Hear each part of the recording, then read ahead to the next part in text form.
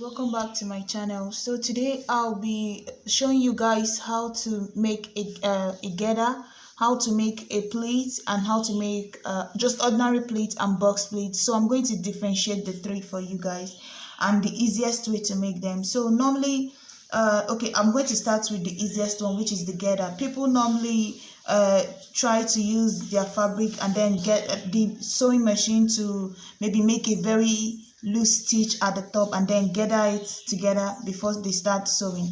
But normally for me, what I do is I just pull my fabric together. So let's say my sewing machine is here. So what I just do is use my finger to just keep pulling it together, pull my fabric together, and then I just keep sewing. So you see, as I'm doing this now, the fabric is pulling together and is giving me the gather look. And then I put in whatever clothes I'm sewing with it. Maybe the top, I just place the top on top like this. Maybe the top part of the dress, or maybe peplum top, and then I just put my sewing machine in, right? And then I just keep sewing. I pull it underneath here, and then the main top is placed on top, and then I just keep sewing. So when I pull it up, you will see that it will look something like this. So this is the gather look here.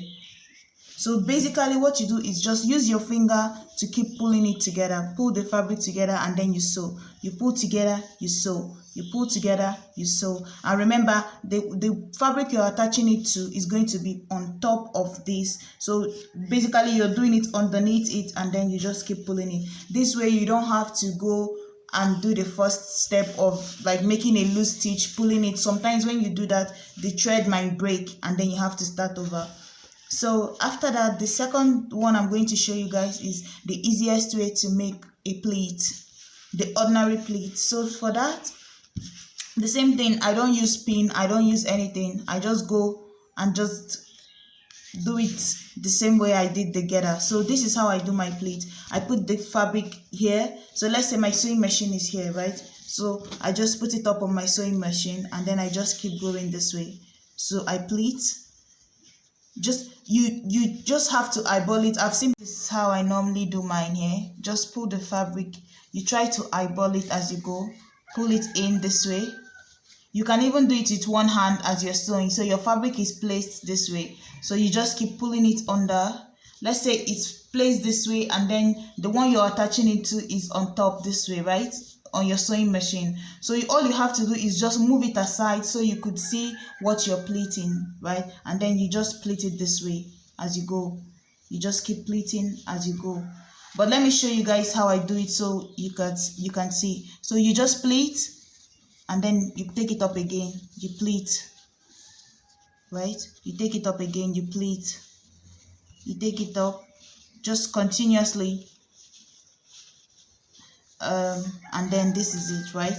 You can make it in different sizes, and you could make it if you're just still starting and you're not used to this, you can just hold it down with pin, right? Hold it down with pin and then do everything and go back to the sewing machine to do it. But if you're a pro like me, then you can just go ahead and then do it without the pin. And something else I want to say is that sometimes I've seen this design where people pleat it, then you just keep pleating, you pleat, and then let's say this is the center of the top, right? The top is here, this is the center of the top. See what they do here? You just pleat and get to the center and then you stop here and then you make another pleat facing this side, right? You just keep making another pleat facing this side. This here on a peplum normally gives you like a flat tummy effect when you do something like this, and then you attach it to the front of your top, and then the rest of the pleat keeps going back to your zip, and then this one also keeps pleating coming this way and up to the back of your zip, if that makes sense. So this is what it would look like when you're done.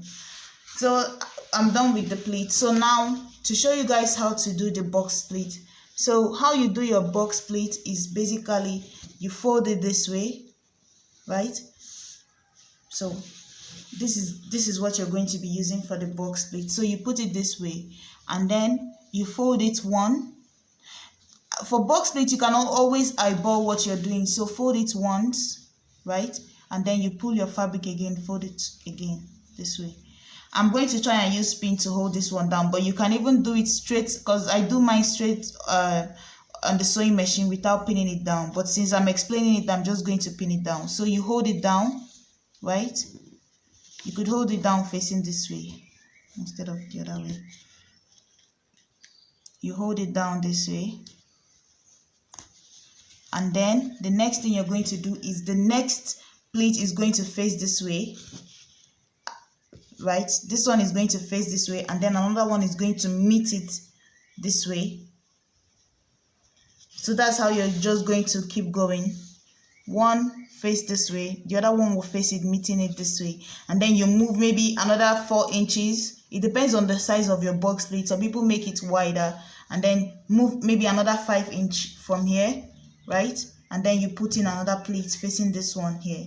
So basically, if you make 2 that meet together this way, the next one you're going to make is just to give it a room this way. Just go, all you have to check is maybe check the distance between this end and this end, and make sure you're consistent with it. Maybe, but for me, I can easily eyeball and see that maybe this is like 4 inches or 4.5. You mark, then you just keep doing the same thing. You give it the same space on top here. So this is what it looks like now. You make sure that after you go this way, the next one is going to meet it this way, and then the next one is going to go this way, and then the next one is going to meet it again, and then the next one is going to look like this, and then in and then out. So basically, you go this way.